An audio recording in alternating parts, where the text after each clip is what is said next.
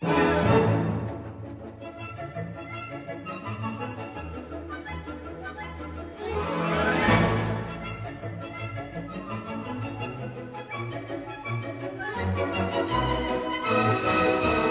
the World in 80 Days by Jules Verne. Chapter 11, in which Phileas Fogg secures a curious means of conveyance at a fabulous price. The train had started punctually. Among the passengers were a number of officers, government officials, and opium and indigo merchants, whose business called them to the eastern coast. Passepartout rode in the same carriage with his master, and a third passenger occupied a seat opposite to them. This was Sir Francis Cromarty, one of Mr. Fogg's whist partners on the Mongolia, now on his way to join his corps at Benares. Sir Francis was a tall, fair man of 50, who had greatly distinguished himself in the last Sepoy revolt. He made India his home, only paying brief visits to England at rare intervals, and was almost as familiar as a native with the customs, history, and character of India and its people. But Phileas Fogg, who was not travelling, but only describing a circumference, took no pains to inquire into these subjects. He was a solid body, traversing an orbit around the terrestrial globe, according to the laws of rational mechanics. He was at this moment calculating in his mind the number of hours spent since his departure from London, and had it been in his nature to make a useless demonstration, would have rubbed his hands for satisfaction. Sir Francis Cromarty had observed the oddity of his travelling companion, although the only opportunity he had had for studying him had been while he was dealing the cards, and questioned himself whether a human heart really beat beneath this cold exterior, and whether Phileas Fogg had any sense of the beauties of nature. The Brigadier General was free to mentally confess that, of all the eccentric persons he had ever met, none was comparable to this product of the exact sciences. Phileas Fogg had not concealed from Sir Francis his design of going round the world, nor the circumstances under which he had set out, and the General only saw in the wager a useless eccentricity and a lack of sound common sense. In the way this strange gentleman was going on, he would leave the world without having done any good to himself or anybody else. An hour after leaving Bombay, the train had passed the viaducts and the island of Salsette, and had got into the open country. And passing Puel, they entered the defiles of the mountain, with their basalt bases, and their summits crowned with thick and verdant forests. Phileas Fogg and Sir Francis Cromarty exchanged a few words from time to time, and now Sir Francis, reviving the conversation, observed, "Some time ago, Mr. Fogg, you would have met with a delay at this point, which would probably have lost you your wager." "How so, Sir Francis?" "Because the railway stopped at the base of these mountains, which the passengers were obliged to cross in palanquins, or on ponies to Kandahar, on the other side." "Such a delay would not have deranged my plans in the least. I have constantly foreseen the likelihood of certain obstacles." "But, Mr. Fogg, you run the risk of having some difficulty about this worthy fellow's adventures at the pagoda." Passepartout, his feet comfortably wrapped in his travelling blanket, was sound asleep, and did not dream that anybody was talking about him. "The government is very severe about that kind of offence. It takes particular care that the religious customs of the Indians should be respected, and if your servant were caught—" "Very well, Sir Francis. If he had been caught, he would have been condemned and punished, and then would have quietly returned to Europe. I do not see how this affair could have delayed his master." The conversation fell again. During the night the train left the mountains behind and passed Nasik, and the next day proceeded over the flat, well-cultivated country of the Khandish, with its straggling villages, above which rose the minarets of the pagodas. This fertile territory is watered by numerous small rivers and limpid streams, mostly tributaries of the Godavari. Passepartout, on waking and looking out, could not realize that he was actually crossing India in a railway train. The locomotive, guided by an English engineer and fed with English coal, threw out its smoke upon cotton, coffee, nutmeg, clove, and pepper plantations, while the steam curled in spirals around groups of palm trees, in the midst of which were seen picturesque bungalows. Then they came upon vast tracts extending to the horizon, with jungles inhabited by snakes and tigers, which fled at the noise of the train. succeeded by forests penetrated by the railway, and still haunted by elephants which, with pensive eyes, gazed at the train as it passed. The travellers crossed, beyond Milligaume, the fatal country so often stained with blood by the sectaries of the goddess Kali. There was a period when this part of the country could scarcely be travelled over without corpses being found in every direction. The English government has succeeded in greatly diminishing these murders, though the Thuggees still exist, and pursue the exercise of their horrible rites. At 12:30 the train stopped at Burrampore, where Passepartout was able to purchase some Indian slippers ornamented with false pearls, in which, with evident vanity, he proceeded to encase his feet. The travellers made a hasty breakfast and started off for the Azincourt, after skirting for a little the banks of the small river Tapty, which empties into the Gulf of Cambrai, near Surat. Passepartout was now plunged into absorbing reverie. Up to his arrival at Bombay, he had entertained hopes that their journey would end there. But now that they were plainly whirling across India at full speed, a sudden change had come over the spirit of his dreams. His old vagabond nature returned to him. The fantastic ideas of his youth once more took possession of him. He came to regard his master's project as intended in good earnest, believed in the reality of the bet, and therefore in the tour of the world, and the necessity of making it without fail within the designated period. Already he began to worry about possible delays, and accidents which might happen on the way.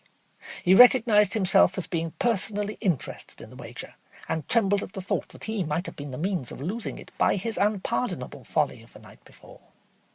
Being much less cool-headed than Mr. Fogg, he was much more restless, counting and recounting the days passed over, uttering maledictions when the train stopped, and accusing it of sluggishness, and mentally blaming Mr. Fogg for not having bribed the engineer. The worthy fellow was ignorant that, while it was possible by such means to hasten the rate of a steamer, it could not be done on the railway. The train entered the defiles of the Sutpur Mountains, which separate Khandish from Bundelkund, towards evening.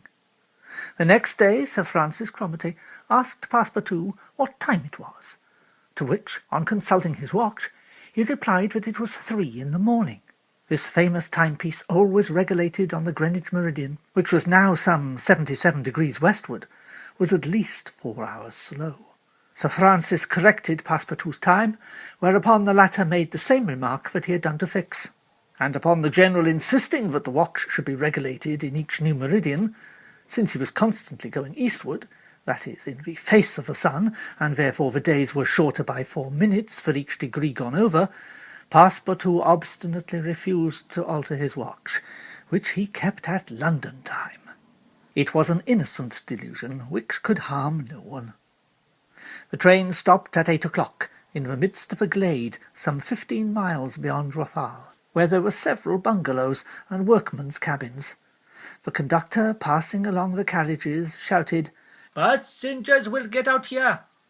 Phileas Fogg looked at Sir Francis Cromarty for an explanation, but the general could not tell what meant a halt in the midst of this forest of dates and acacias.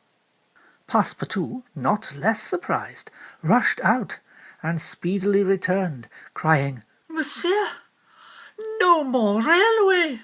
"What do you mean?" asked Sir Francis. "I mean to say that the train isn't going on."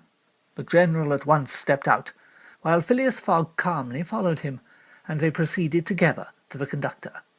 "Where are we?" "At the hamlet of Colby." "Do we stop here?" "Certainly. The railway isn't finished." "What? Not finished?" "No, there is still a matter of 15 miles to be laid from here to Allahabad, where the line begins again." "But the newspapers announced the opening of the railway throughout."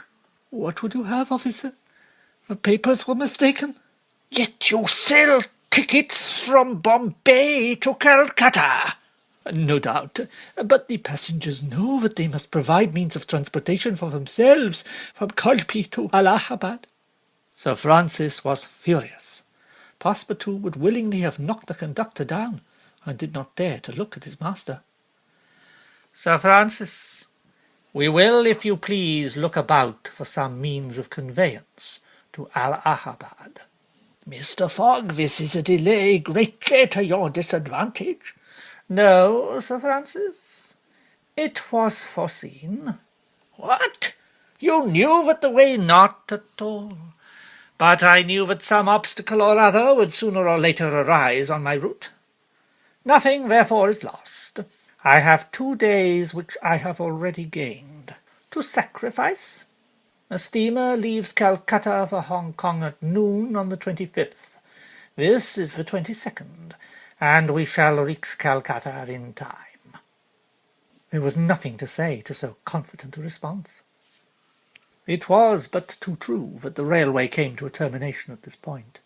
The papers were like some watches, which have a way of getting too fast, and had been premature in their announcement of the completion of the line.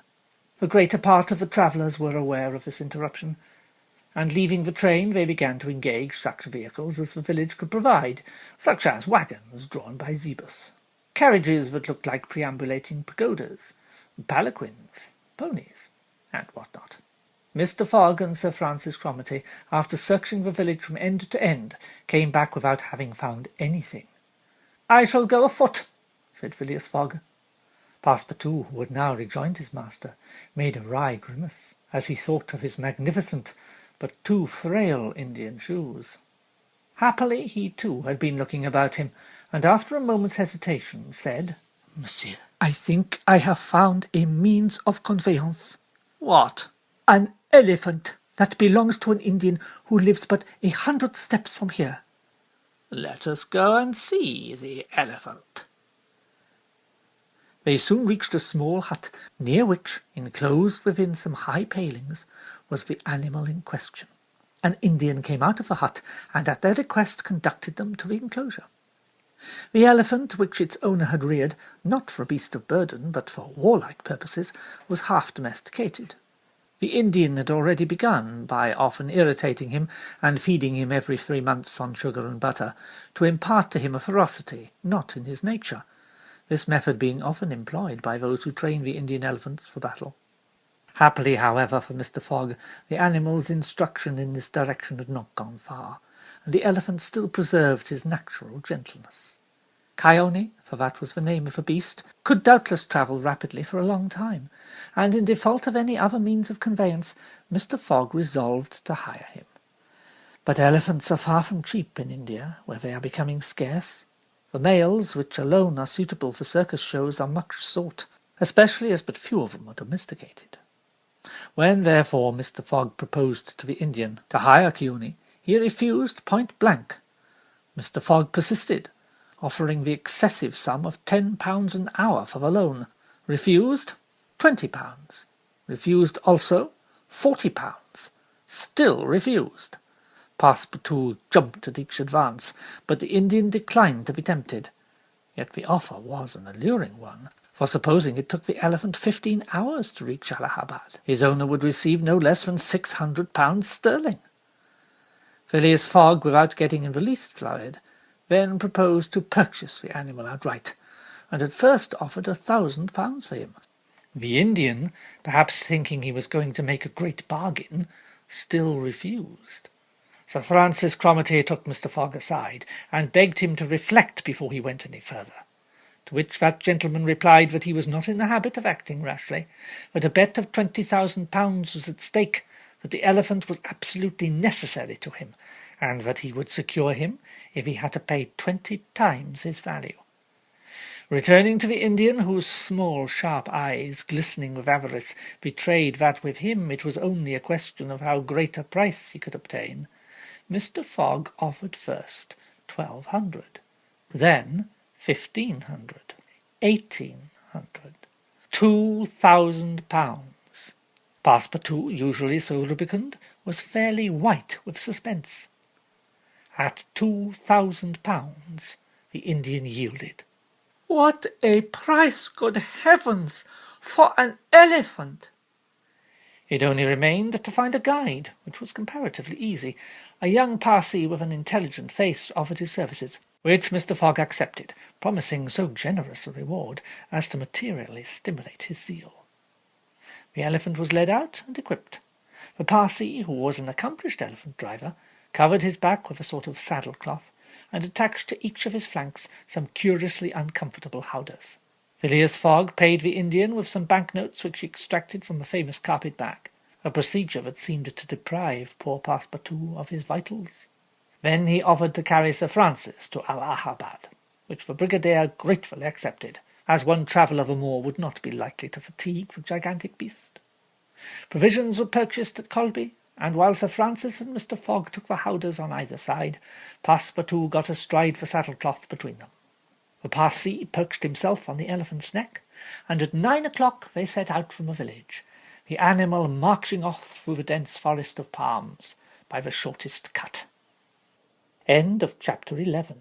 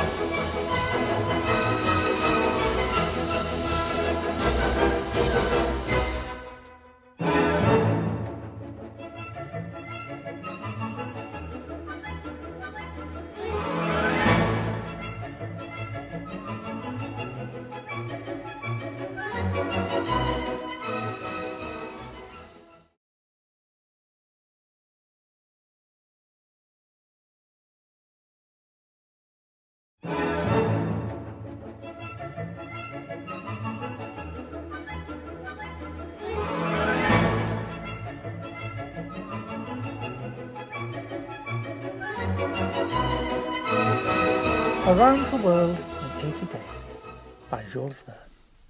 Chapter 12, in which Phileas Fogg and his companions venture across the Indian forests, and what ensued. In order to shorten the journey, the guide passed to the left of the line, where the railway was still in process of being built. This line, owing to the capricious turnings of the Vindhya Mountains, did not pursue a straight course. The Parsee, who was quite familiar with the roads and paths in the district, declared that they would gain 20 miles by striking directly through the forest. Phileas Fogg and Sir Francis Cromarty, plunged to the neck in the peculiar howdahs provided for them, were horribly jostled by the swift trotting of the elephant, spurred on as he was by the skilful Parsee. But they endured the discomfort with true British phlegm, talking little and scarcely able to catch a glimpse of each other.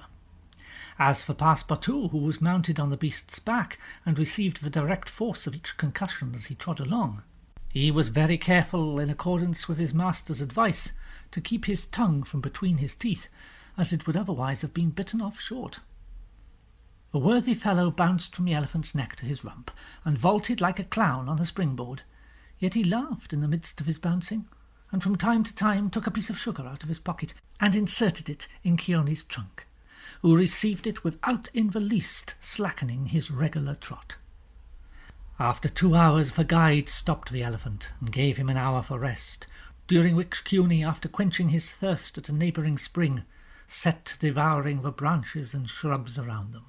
Neither Sir Francis nor Mr. Fogg regretted the delay, and both descended with a feeling of relief. "Why, he's made of iron!" exclaimed the General, gazing admiringly on Chioni. "Of forged iron," replied Passepartout, as he set about preparing a hasty breakfast. At noon the Parsee gave the signal of departure. The country soon presented a very savage aspect. Copses of dates and dwarf palms succeeded the dense forests, then vast dry plains, dotted with scanty shrubs and sown with great blocks of syenite. All this portion of Bundelkund, which is little frequented by travellers, is inhabited by a fanatical population, hardened in the most horrible practices of the Hindu faith. The English have not been able to secure complete dominion over this territory, which is subjected to the influence of Rajas, whom it is almost impossible to reach in their inaccessible mountain fastnesses. The travellers several times saw bands of ferocious Indians, who, when they perceived the elephant striding across country, made angry and threatening motions. The Parsee avoided them as much as possible. Few animals were observed on the route, Even the monkeys hurried from their path with contortions and grimaces which convulsed Passepartout with laughter. In the midst of this gaiety, however, one thought troubled the worthy servant. What would Mr. Fogg do with the elephant? Would he carry him on with him? Impossible. The cost of transporting him would make him ruinously expensive. Would he sell him, or set him free? The estimable beast certainly deserved some consideration. Should Mr. Fogg choose to make him, Passepartout, a present of Chione, he would be very much embarrassed, and these thoughts did not cease worrying him for a long time. The principal chain of the winter house was crossed by 8 in the evening, and another halt was made on the northern slope, in a ruined bungalow. They had gone nearly 25 miles that day, and an equal distance still separated them from the station of Allahabad. The night was cold. The Parsi lit a fire in the bungalow with a few dry branches, and the warmth was very grateful. Provisions purchased at Colby sufficed for supper, and the travellers ate ravenously. The conversation, beginning with a few disconnected phrases, soon gave place to loud and steady snores. The guide watched Chione, who slept standing, bolstering himself against the trunk of a large tree. Nothing occurred during the night to disturb the slumberers, although occasional growls from panthers and chatterings of monkeys broke the silence. The more formidable beasts made no cries or hostile demonstration against the occupants of the bungalow. Sir Francis slept heavily, like an honest soldier overcome with fatigue. Passepartout was wrapped in uneasy dreams of the bouncing of the day before. As for Mr. Fogg, he slumbered as peacefully as if he had been in his serene mansion in Savile Row. The journey was resumed at 6 in the morning. The guide hoped to reach Allahabad by evening. In that case, Mr. Fogg would only lose a part of the 48 hours saved since the beginning of the tour. Chione, resuming his rapid gait, soon descended the lower spurs of the Vindhyas, and towards noon they passed by the village of Kalinga, on the Kani, one of the branches of the Ganges. The guide avoided inhabited places, thinking it safer to keep the open country, which lies along the first depressions of the basin of the great river. Allahabad was now only 12 miles to the northeast. They stopped under a clump of bananas, the fruit of which, as healthy as bread and as succulent as cream, was amply partaken and appreciated. At 2 o'clock the guide entered a thick forest which extended several miles. He preferred to travel under cover of the woods.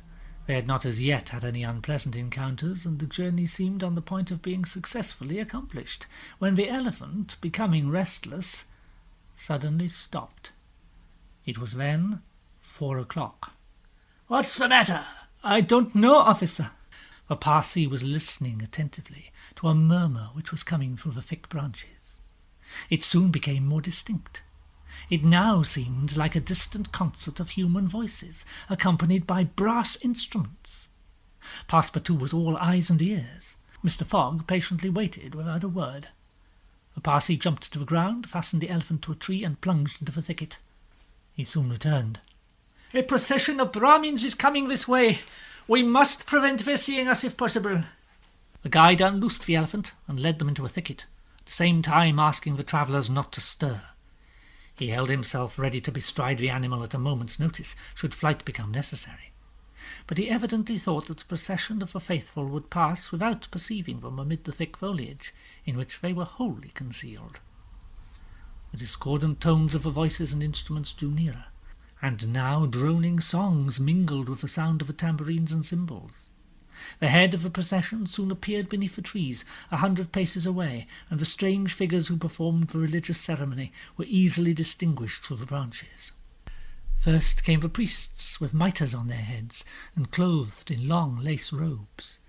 They were surrounded by men, women, and children, who sang a kind of lugubrious psalm, interrupted at regular intervals by the tambourines and cymbals, while behind them was drawn a car with large wheels, the spokes of which represented serpents entwined with each other.